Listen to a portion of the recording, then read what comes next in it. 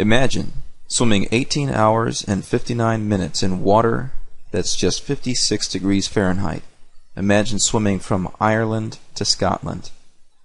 Imagine now that this is your 4th attempt, because the first time you tried, you were stung 200 times by jellyfish.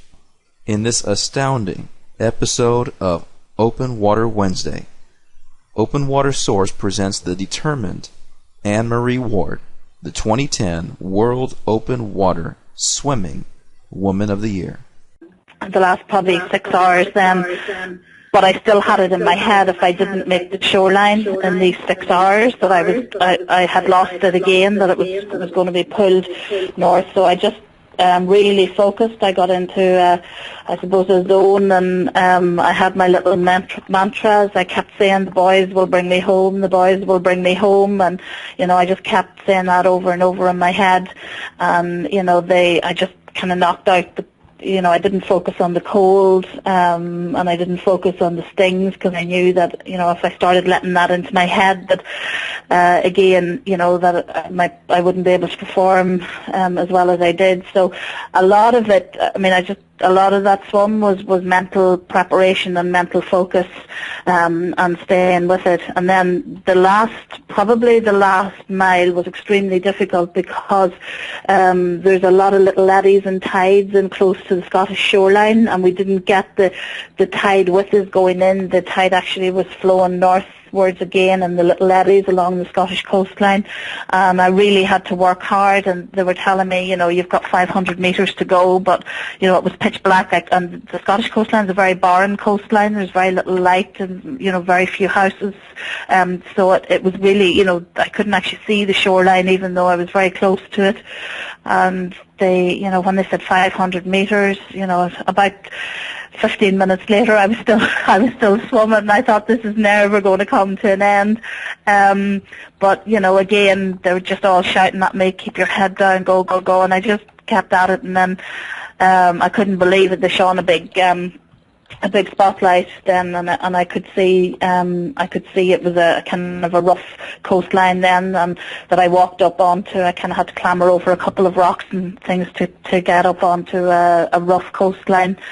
And yeah, it was 3:30 in the morning, and I suppose my reaction really was just, thank God that is over, and it's achieved. It was more a sense of relief probably than a sense of jubilation. It was, I suppose, 3 hard years of work and disappointment from myself and from everybody around me, and we'd finally achieved it. It was just, it's hard to explain, just the whole sense of, relief. So I went back out, and they got me on board the boat, and I was cold after 19 hours in the water, 12-degree water, and I had quite a few stings as well. So, I was just wrapped up in a few layers, and we just turned around and went back to Ireland.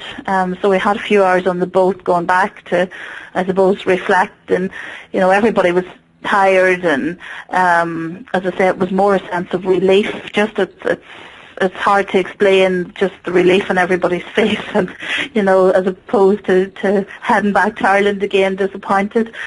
And so that's our story really. It was just as I said, it's just such a fantastic honour now. We never really celebrated the North Channel, because I suppose we were all busy and kind of going back. We all had to get back to work and get back to our lives, and I suppose this award really is really it's an opportunity for us all to I suppose sit back and really say, yeah, we've achieved something here, and it's nice, it's lovely. Yeah. One specific question, what do you do to treat for the jellyfish stings? Is there anything you can do?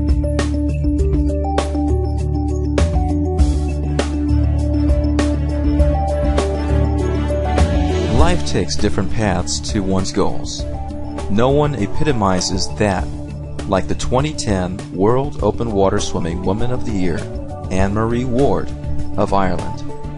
Far away from world-class 50-meter pools, Anne-Marie learned how to swim in the sea. No lanes, no walls, no lines, just her and the sea. Rough water, cold water, endless water. Those were the parameters of her training venue in Ireland. She loved swimming as a young girl, and she loves it even more as a mature woman. But her path to winning the Woman of the Year honor was not straight. It took left turns and right turns, very similar to her 20-hour swim across the English Channel. Anne-Marie's life took her along a stressful career path where more time was spent behind a desk than living a healthy, active lifestyle. But she never lost her love for the sea. The allure of the ocean pulled her back to the water. Step by step, mile by mile, year by year, she forged on, starting at a local 2-mile swim and ultimately completing the hardest channel in the world, the North Channel between Ireland and Scotland. This is her story in her own words. Open Water Wednesday welcomes the 2010 World Open Water Swimming Woman of the Year, as introduced by fellow veteran marathon swimmer Ned Dennison. Your host for this exclusive presentation is Stephen Muñatones. Stephen Muñatones is an International Marathon Swimming Hall of Fame inductee. He has prepared open water swimming materials used by NBC, USA Swimming, the Beijing Olympic Committee, the Wall Street Journal, USA Today, National Public Radio, and National Geographic magazine. And now, Open Water Source is pleased to present your host, Stephen Muñatones, with the 2010 World Open Water Swimming Woman of the Year, Anne-Marie Ward. Hello, we're here at Open Water Wednesday with Ned Dennison, a fellow Irish swimmer and friend of Anne-Marie Ward, the 2010 World Open Water Swimming Woman of the Year. How are you on this New Year's Day, Ned? Oh, I'm doing fine, Steve. I've got my plan set out for 2011, and as soon as the pool opens tomorrow, I'll be working the plan. Oh, great, great. I wanted to ask you about Anne-Marie Ward. She did an incredible swim this year. Can you actually explain a little bit about her and her swim? I will do. I'll start with the swim. The North Channel is a particularly nasty, horrible, and ugly swim. It's approximately the same distance as the English Channel, and that's where the similarity ends. It's much further north. The water is almost always colder. Water temperature can be 8 to 14 degrees, and you could probably enjoy that temperature range on the same swim. The second thing that makes the North Channel a little bit unusual is that generally in the summer there are outbreaks of large lion-maned jellyfish. And for your American viewers, think of the jellyfish the size of a garbage can lid. And for the English and Irish, we call them bin lids. When you see a lion's mane in the water, depending on the light conditions, it can light up literally the whole water around you with large tentacles all over the place. On not this successful swim, but the previous swim, Anne-Marie was in for just 4 hours. And in the 4 hours, her boat crew estimate that she didn't really get an arm stroke without hitting a jellyfish in the entire 4 hours. They spent about 20 minutes literally trying to find a place to put her in the water to start. And this is actually her fourth final condition. And literally the thing that makes it the hardest is people will have their stories about going to Dover and being there for a week and not being able to swim, and only on the 9th day did they get to swim. Well, the North Channel's a bit different. We had a swimmer training here in Cork, Ireland a couple of years ago, Mel Lynch, and in a period of one summer, she didn't get a single day. Wow. So that's the boat people looking at the weather and saying, look, not tomorrow, not tomorrow, not tomorrow, literally for the entire season. So the conditions up there are really, really variable. They're very hard to predict. And as a result, Anne-Marie, if I believe I'm correct, was the 11th successful solo swimmer to complete the North Channel. What direction did she go? She went from Ireland to Scotland. Okay. Okay. And then as far as Anne-Marie as a person, Anne-Marie is got the largest smile of any swimmer in the world. I've never seen her in anything but good humor, and keeping in mind that she had 3 or 4 attempts at the North Channel, you would thought that might have put her off. She kept smiling through the whole thing, and her real introduction to open water swimming is she was one of the 6 people who did a relay swim around the island of Ireland, Wow. which is about 900 miles. So there were 6 of them, and it took them something like 2 months. Wow. So I don't know about you, Steve, but I've got about 15 hours of ugliness in me, but I don't really have 2 months of swimming ugliness in me. Wow. And these people, the conditions they faced going around Ireland, they were a week or 2 where they literally couldn't swim. Wow. So, what do you think drives Anne-Marie? I think she just ended up getting the goal in her head. Yeah. And once she started, each of the times she was kind of knocked back, she just took a step back and rededicated herself to the goal and kept going. She was surrounded by a group of friends and colleagues. One of her mentors is Kieran from Sligo, who had also swum the English Channel, Manhattan, Gibraltar, and a few other things. And she had a really experienced bunch of what I call watermen who literally knew the seas up there. And they, the group of them just weren't quitting. Yeah. And just kept coming back year after year until she completed. Wow. Wow. And what does her effort tell the rest of us? What can we learn from her, obviously? There's a lot. Well, I think that one of the absolute great things about open water swimming is you don't need to have been a school champion. You didn't need to be on your national team. You didn't need to go to the Olympics. Anne-Marie Ward is not a fast swimmer. What she has absolute incredible determination, and she has a swimming stroke and a swimming speed that she kind of jokes it's one speed, but she believes she can go forever. Yeah. And I think, as you run into swimmers in your programs around the world, there's all sorts of different speeds out there. There's all sorts of different determination levels. And, be careful of the people who have the greatest determination levels, because once they set their mind to it, nothing stops them. Yeah, that's obviously the case with Anne-Marie.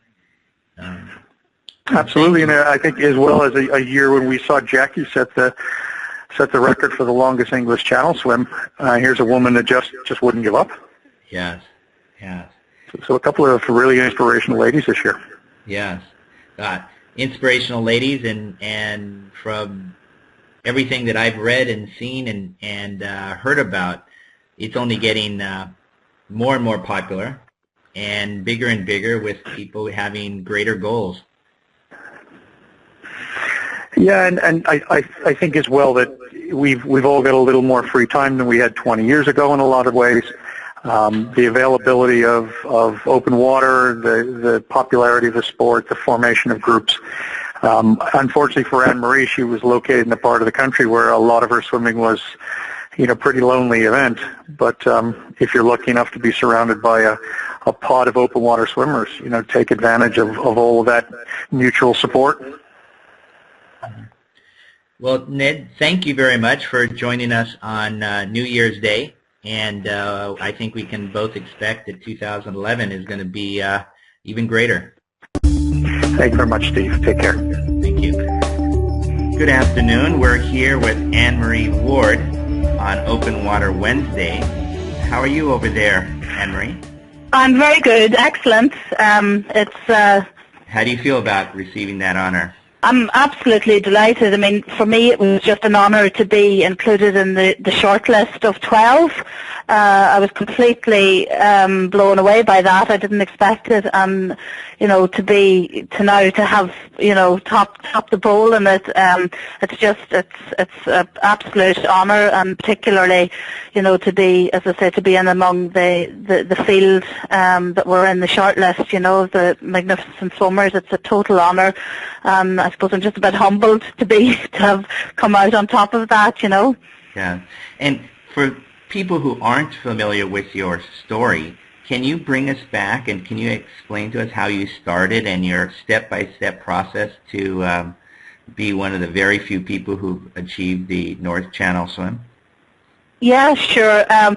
So I grew up by the sea here in northwest Ireland and off Donegal, and I suppose we grew up swimming. We learned to swim in the sea because we don't have any swimming pools close by to us.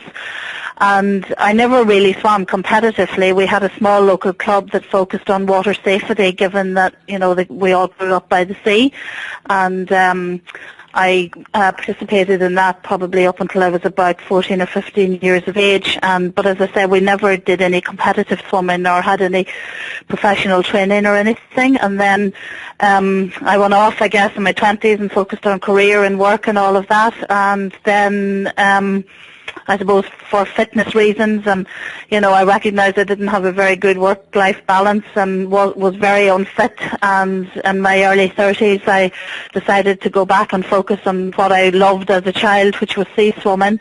And from there I started with a 2-mile charity swim.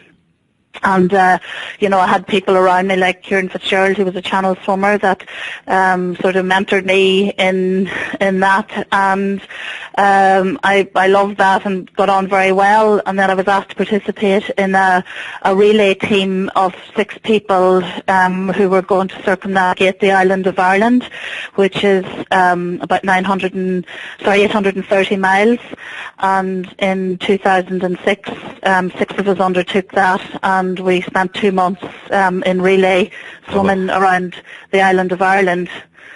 And I suppose that really, that gave me a great experience in long distance open water swimming. And I mean, for anybody that knows Ireland, we've got fairly rough waters and rough seas and unpredictable seas around the coastline here. And again, that really, I suppose, cemented me in open water swimming, and just, I realised this is what I love and this is what I want to do. And I suppose the next natural challenge after that was the English Channel. And I, again, mentored by people like Kieran and that, commenced the training for that. And again, because I'm not a pool swimmer, I do all my training off the coastline here, which is pretty cold waters, where we range from, I suppose, 12 to 14 degrees in the summertime. That's Celsius. I think Fahrenheit is around 51 to 56 Fahrenheit, something like that. And in the winter we get down to 4 or 5 degrees Celsius in winter time. So that's my training really in the open water all year round. So I undertook the English Channel back in 2007, and that took me over just over 20 hours and 4 minutes. And we had, again, quite adverse weather conditions during that trip. It's kind of up to a force 4 or 5 for a lot of that.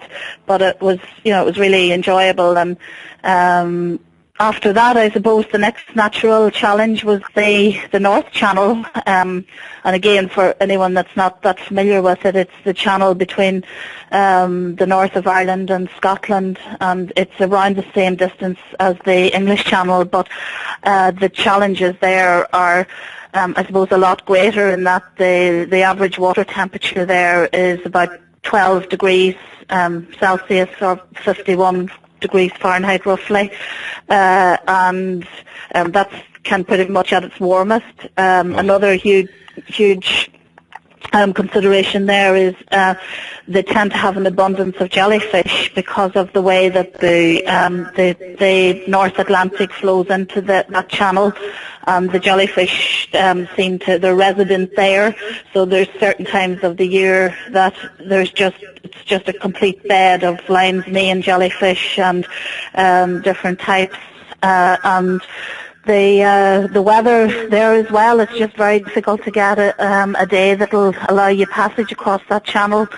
And again, the huge tidal flows there are a big issue. That's got a huge northerly tidal flow there that it's very difficult to cross. So I suppose that's some of the challenges that I met as well on my various attempts at it. And my first attempt at the North Channel was in 2008, and I was 17 and a half hours, and at that stage we had very bad weather, and we had a spring tide, and they just the last couple of hours, the spring tide just wouldn't allow me across.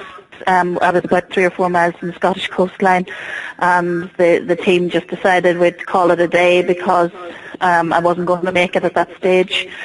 So I went back the following year, 2009, and again due to very bad weather conditions, again I had to come out of the water.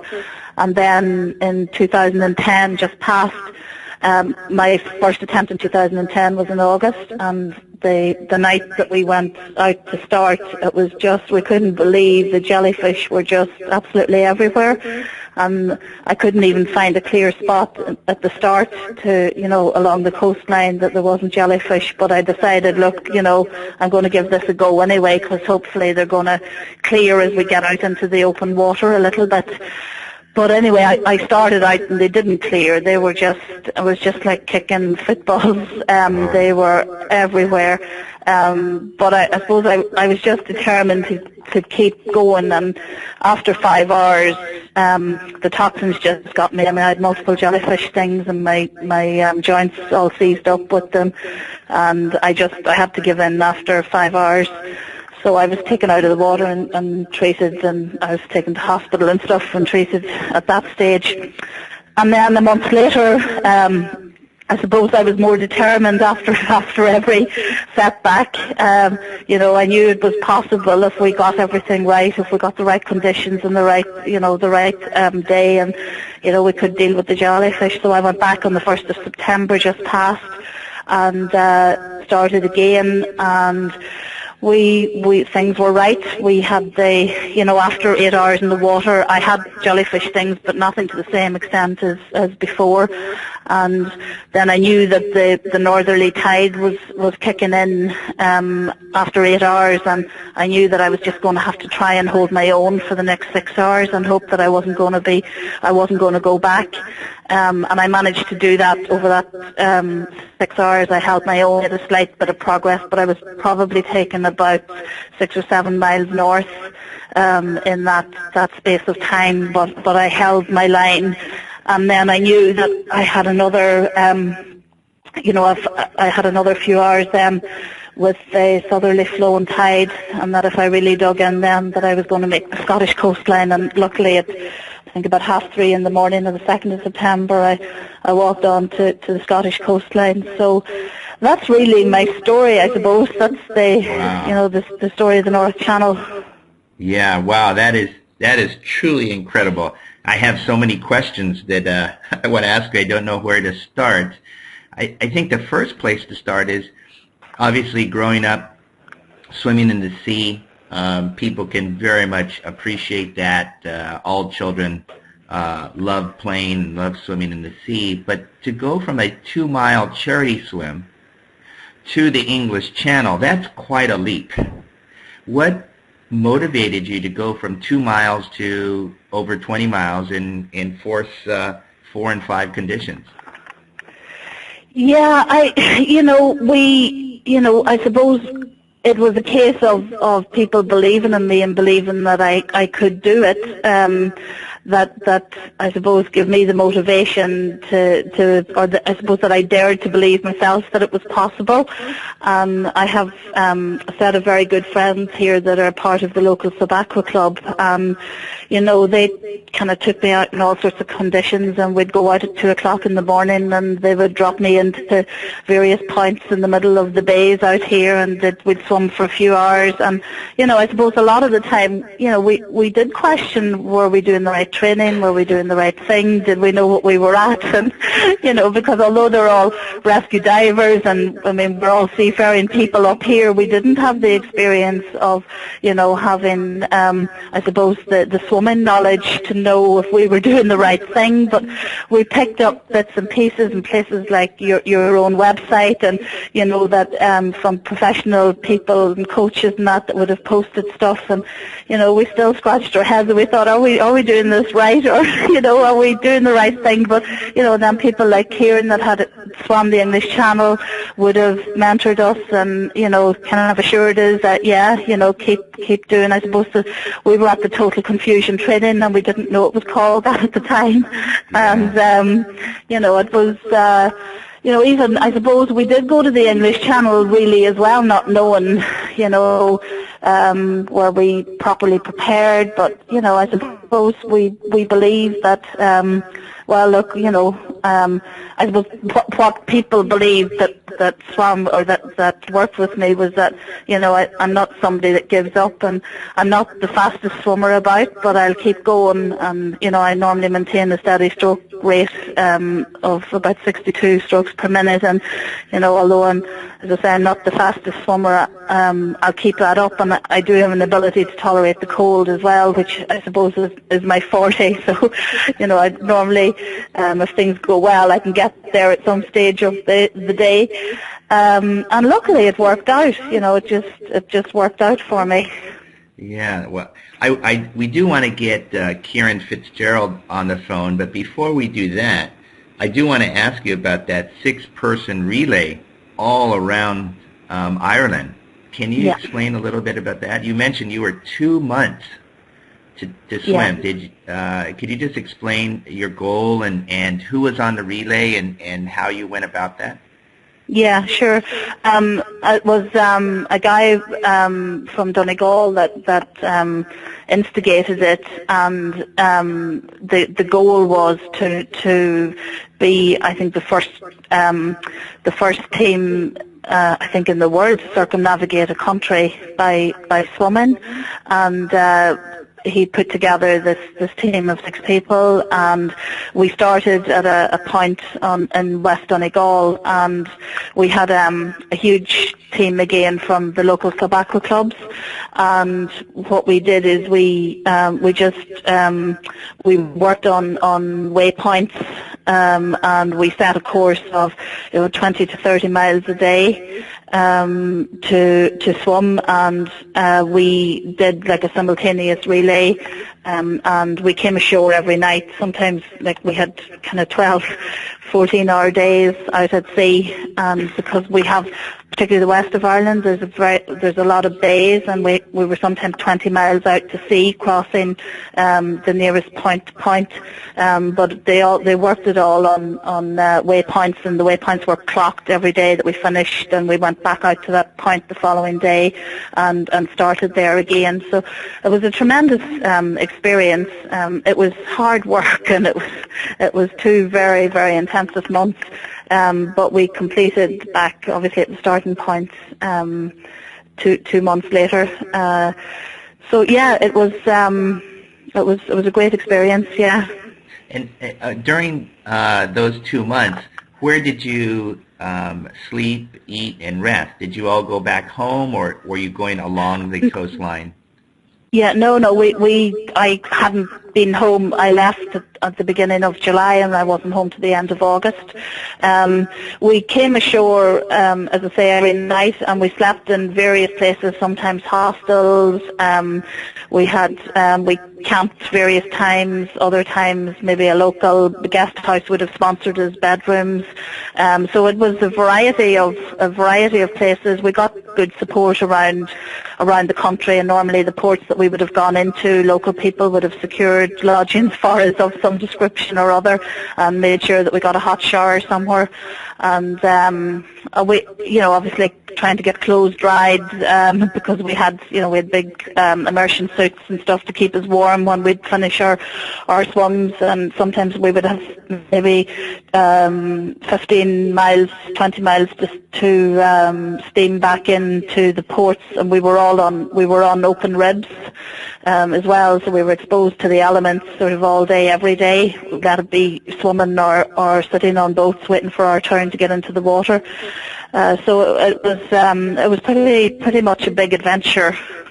Wow! And were there any points during the 2 months where the six of you and your support team said, you know what, this is just too much, or were they all stubborn like you and said, hey, we started and we're going to finish this? Yeah, there was a great team spirit and a great camaraderie. There was some difficult times, again, particularly on the west coast of Ireland, because we had started in the northwest coast and we came around the north coast and down the east coast. But then when we completed the south coast and turned to go up the west coast, that's where you've got the fierce Atlantic coming at you. And there was days there, and there was I think one time we were stranded for 5 days. We just couldn't get out to the sea. The weather was so rough, and there was I know there was times around.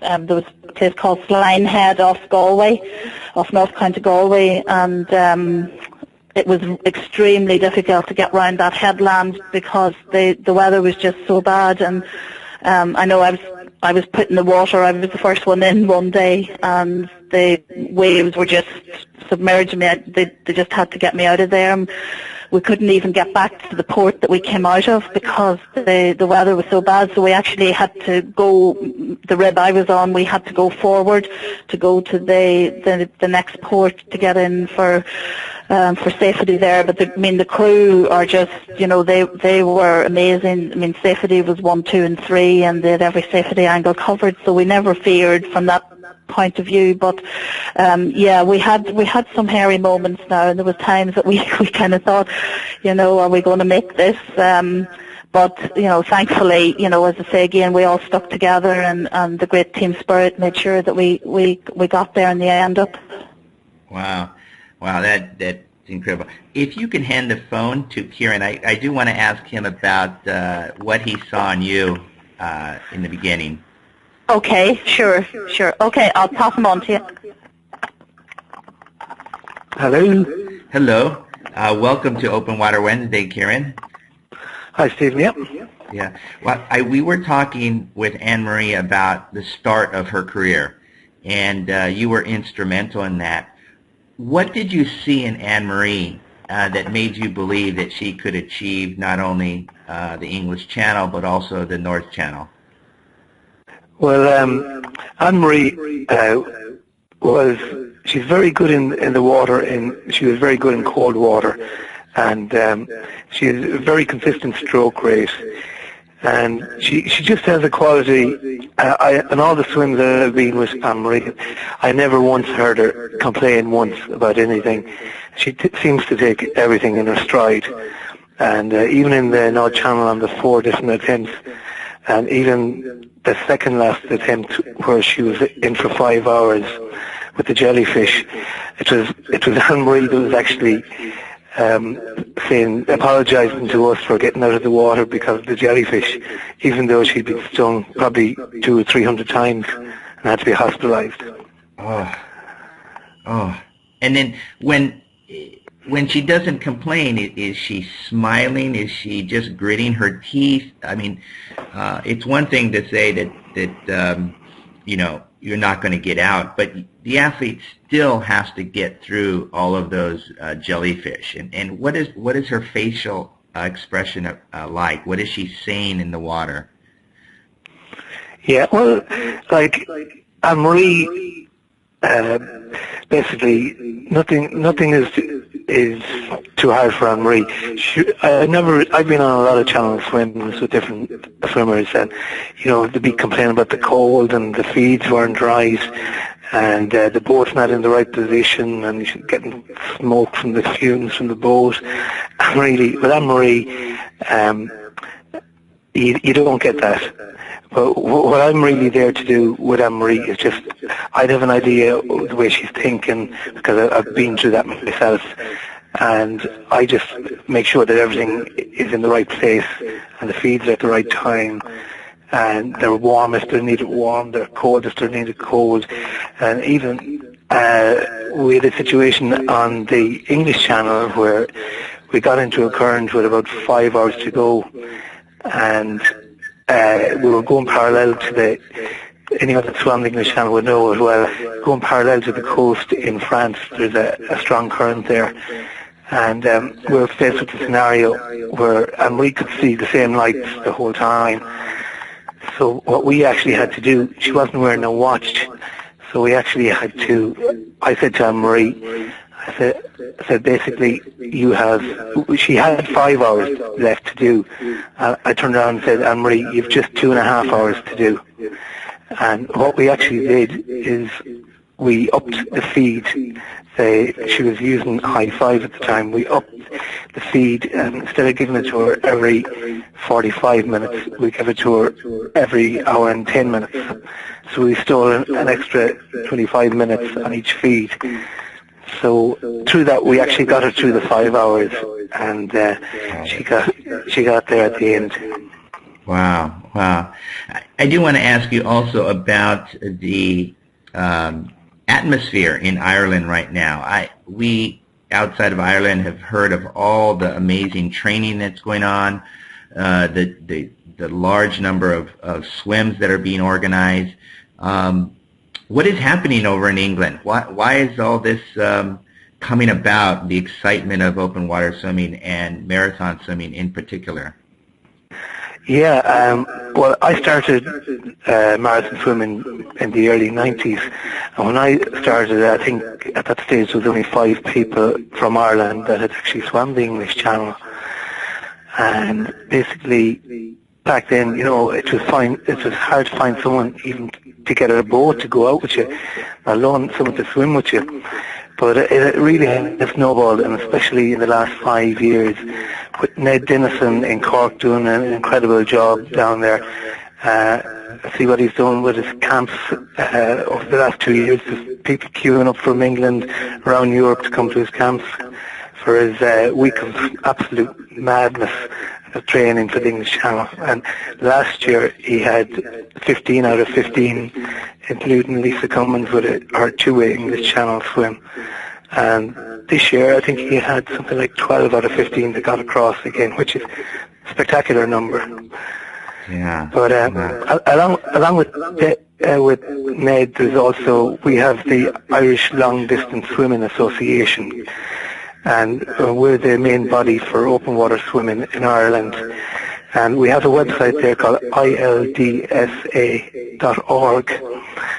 And anyone that, after listening to Anne-Marie's North Channel swim, anyone that would like to attempt it is welcome to go to that site and get the details for the North Channel. We have a range of other swims around Ireland, and it's really increasing year on year. We would have probably 40 swims on.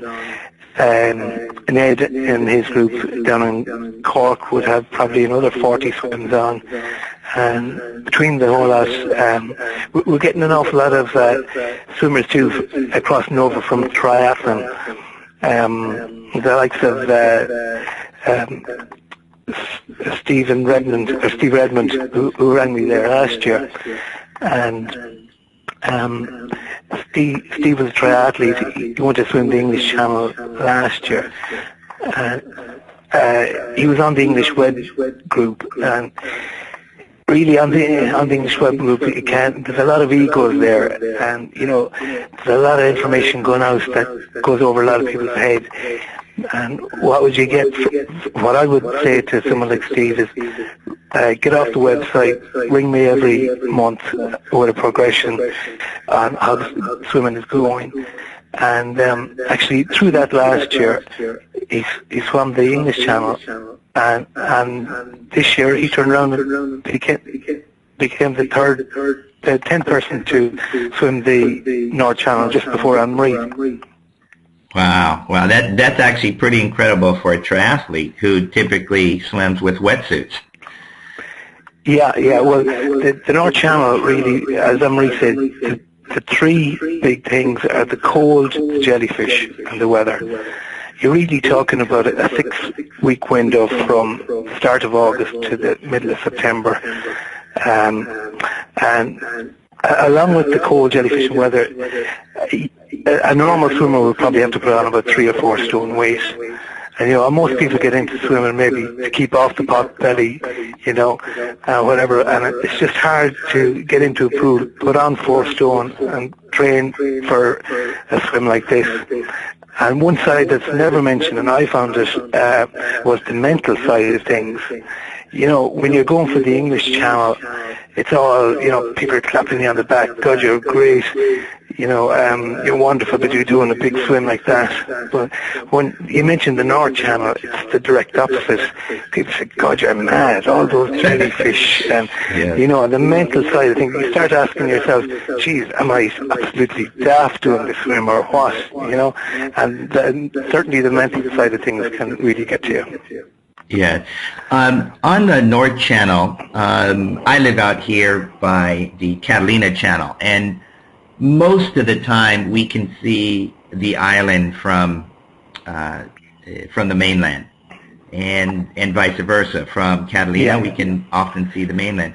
In the English Channel, on a clear day, as is many other channels, Strait of Gibraltar or many swims in Hawaii, you can see. What is the condition on a typical day looking from Scotland to Ireland or Ireland to Scotland? Yeah, well, from our side, probably looking from Ireland to Scotland, you may or may not, on a very good day, be able to see the outline of the Scottish coast on a good day.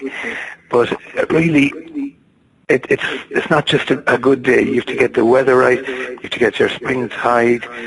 If you're going on spring tide, which limits you, you're in that 6-week window of opportunity. You take the ninth girl to swim the English Channel was Colleen Blair. She actually had to wait 2 years to swim because the first year she trained and the weather wasn't right.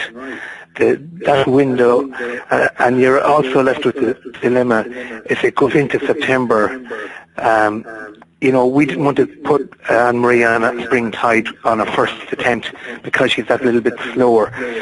But we were forced into it. That was the only option because we only had one weekend that she could swim, and that was a spring tide, and that is the only reason she didn't get across on her first attempt. Wow. Well, thank you very much for this insight into Anne-Marie. Can you pass the phone back to her? Sure, yeah. Hi, Stephen. Hello. Well, Kieran gave a great overview of your career and how it started and why you are a success. But we do want to ask you specifically on your successful swim. You did tell us that you finished at early in the morning, around 3:30 or so.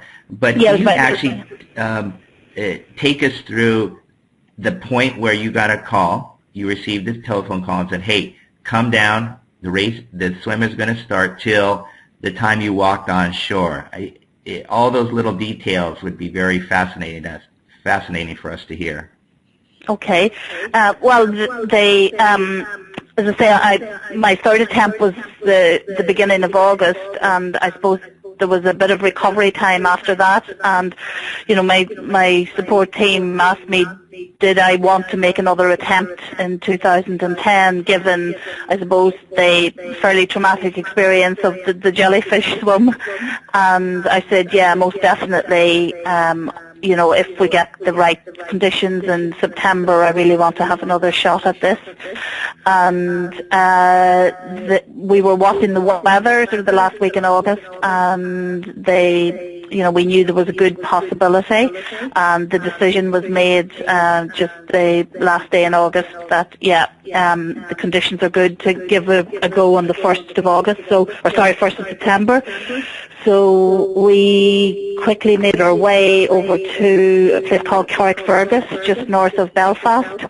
that evening, and my team had they took their own ribs with them as well as extra backup, and we got the call that we were going to start at 8:30 in the morning on the 1st of September.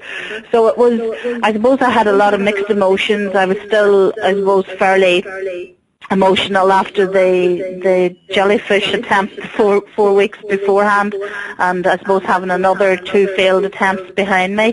That was in my head, and I just felt I had to work hard to, forget about that and focus on this attempt. And I was pretty determined that, everything was right, and I was just going to give this everything I had, that there was no way I was coming back to the shoreline without having completed this swim.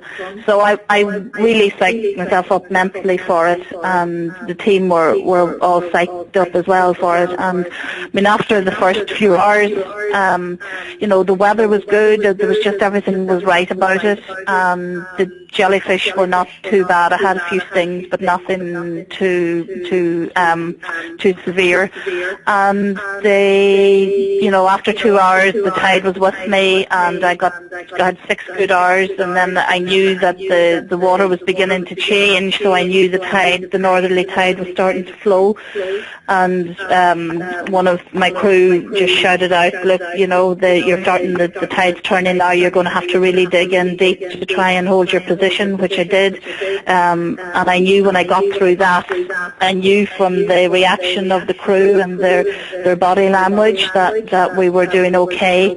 And then I really went for it then for the last probably 6 hours then.